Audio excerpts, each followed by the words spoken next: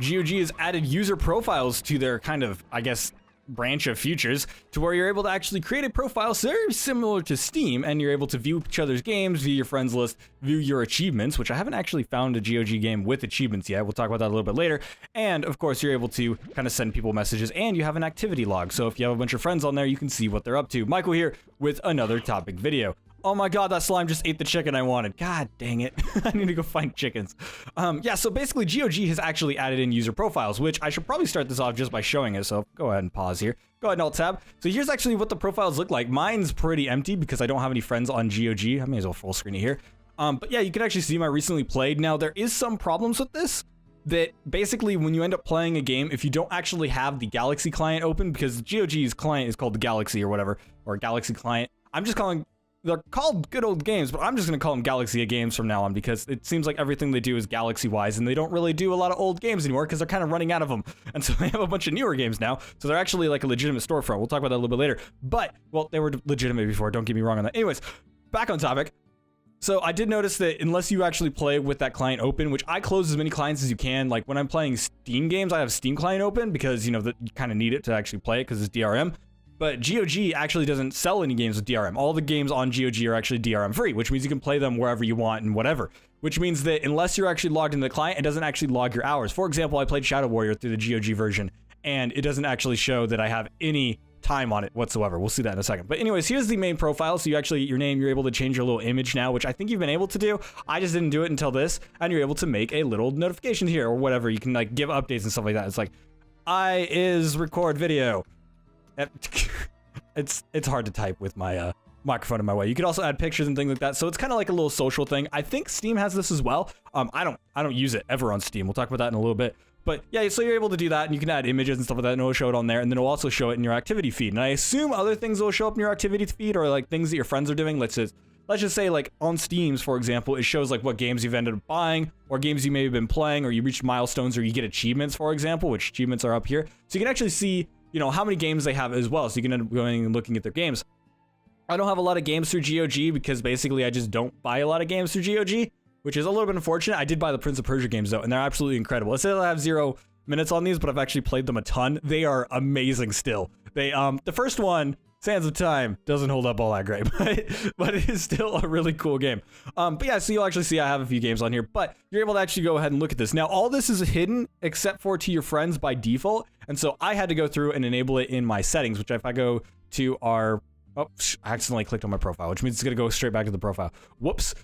Anyways, if you go back to privacy and settings, which hopefully there's nothing I have to blank out here. Yeah, I'll have to blank all that out. Apologies. But then you go into your privacy settings at the bottom or the left side, and then you're able to actually see this profile on friends and chat. And so you can actually have, because they added, this is kind of additive to stuff that they ended up doing before. So you can end up making it so the friends only or everyone can message you. And then you can make it so that who can actually see your content and stuff like that. So that's actually pretty cool. And my visibility is public because I'm a public figure these days. So there you go. And you can also make it so that people can see your friends list or your wish list, which I think was there before. I'm not 100% sure. Anyways, let's go back to the profile so I don't have to, you know, double scan and mark things or whatever. So you're able to actually view that, and you also get your friends, which is kind of interesting. I haven't really used it. It also has an integration for things like achievements. I just don't have any achievements because none of the games I have played on here have achievements. At least not that I've noticed, and I think you need the Galaxy client to actually use achievements. So all this is available in the Galaxy client as well. So if you're looking at this and being like, oh, I have to do the website. No, it's actually all integrated into the Galaxy client. I just don't have it installed right now because I haven't installed it on this installation. So there you go. But anyways, let's go back to Slime Rancher because I want to play it. So yeah, it's interesting, and it looks really similar to something like, let's say, Steam's user profiles, which Steam wasn't the first one to ever have user profiles like this. I know.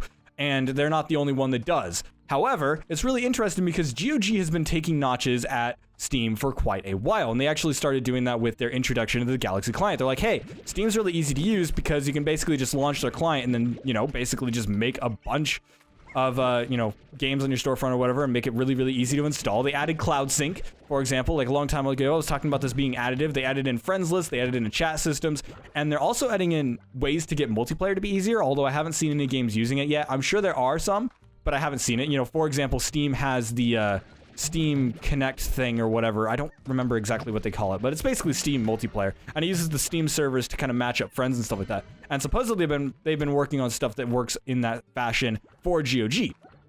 So having all those types of features makes it actually, hey, there's a check-in.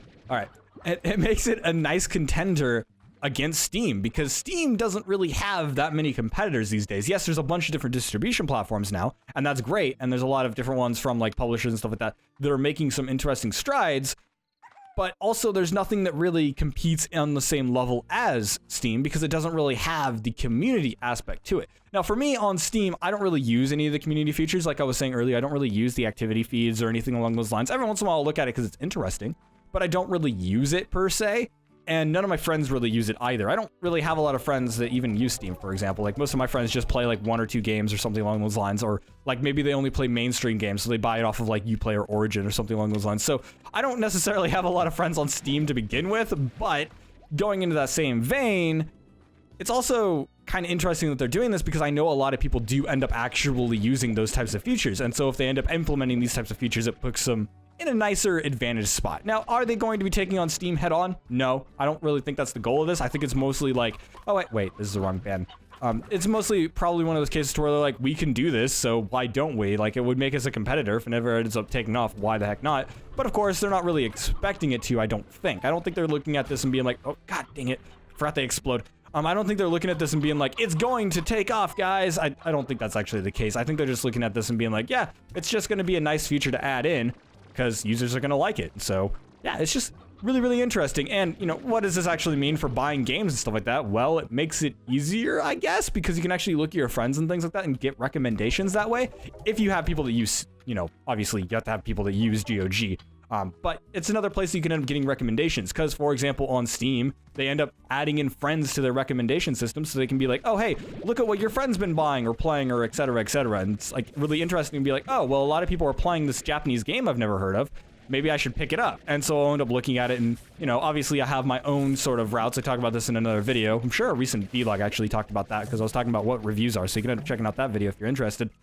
But again, it's another place you can end up getting recommendations, which is good in general, really, because finding new games is really, really difficult, especially when you get into stuff like older games, when it goes into some really questionable kind of niche areas. For example, like there's a lot of niche RPGs on GOG that I really want to get into, and I need to get the GOG version of Beyond Good and Evil, because the Uplay one barely works, and I'm really frustrated with trying to get the technicals to work on it. So yeah, I'll probably end up picking up that one next. There's also Gex on there, which I haven't played in years, and I keep looking at it and be like, I really, really could, but I just haven't yet, because I have so many games I have to play through. I just got Slime Rancher too. I'm gonna show my sister this game and see what she thinks of it, because she might like it, because she likes cute stuff. And yeah, it's got slimes, and you can throw them into the river, like so. Hold on, you guys, I should have like been in the action of doing it, because I was gonna end the video with me just flinging them into the ocean, but yeah.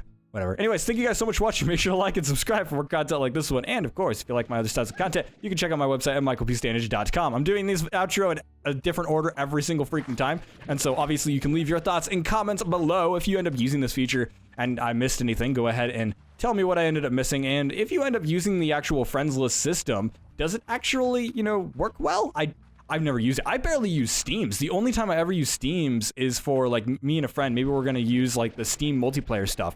And then I end up just having to sign in. He's like, I don't see you online. I'm like, gosh, dang it. And so I actually have to go, get away. I have to go in and like actually turn myself online, because I'm never online on Steam, because I don't really, you know, want people knowing I'm online on Steam, because it just says I'm on Steam whenever I'm, you know, at my computer. Which if people are on our Discord, however, the Broken Chat Box, link in the description as well, where it's a gaming Discord and we talk and stuff like that, then people can end up seeing it on there. So yeah. Of course, leave your comments below on what you end up thinking of it. I haven't really used it that much, because I don't have friends that use it. Can I capture these guys? No, they're too big.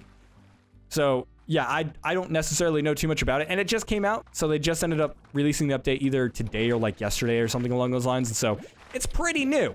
So yeah, I'm interested to see where it goes. Again, this isn't going to be something that, like, overtakes Steam. It's not going to be like, oh my god, they implemented this feature, then everyone just like rushes to, oh my god, these guys are jerks, rushes to like GOG and be like, it's the Steam killer. There's also a lot of games, but one feature that I actually like about GOG is the fact that it is a curated platform, unlike Steam right now, which Steam is just an open platform at the moment, and that means there's a lot of games that aren't necessarily good on it. But when you end up going to GOG, you know you're gonna find a good game.